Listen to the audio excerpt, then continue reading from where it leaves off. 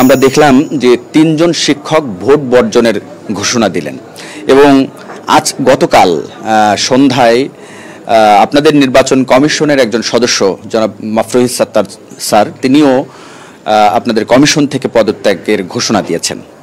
আপনাদের কাছে কোনো লিখিত অভিযোগ দিয়েছে কিনা? আর একটি উনি অভিযোগ করেছেন যে ওনাকে চাপ প্রয়োগ করা হয়েছিল, সেই চাপটা আসলে কে করেছিল? প্রথমে প্রধান নির্বাচন কমিশনার স্যার আপনার কাছ থেকে জানতে চাই।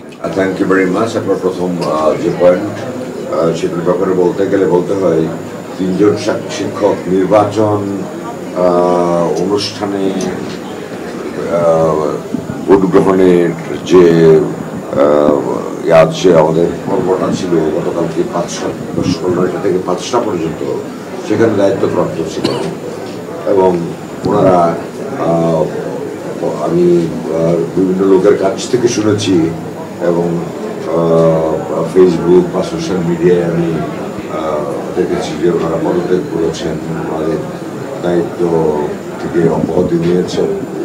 তো ওনারা যেহেতু নির্বাচন কমিশন থেকে দায়িত্বপ্রাপ্ত ছিলেন অনেকেই, সেই জন্য ওনাদেরকে উচিত ছিল লিখিতভাবে নির্বাচন কমিশনকে সেটা জানাতে।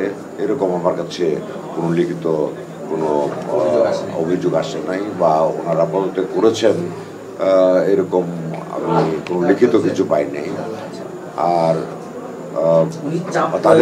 তাদের মধ্যে কেউ ছিলেন যারা হল নির্বাচন কমিশন দ্বারা অ্যাপয়েন্টেড এবং হল নির্বাচন কমিশনও আমাদের সাথে তাদের পদত্যাগের ব্যাপারে কোনো কমিউনিকেশন করেন নাই এবং তাদের পদত্যাগের কারণ তারাই ভালো বলতে পারবেন।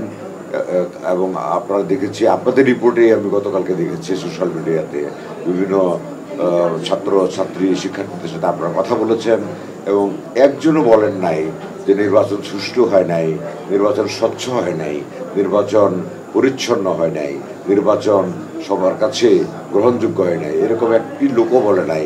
আপনাদের খবরেই আমি সেটা লক্ষ্য করেছি।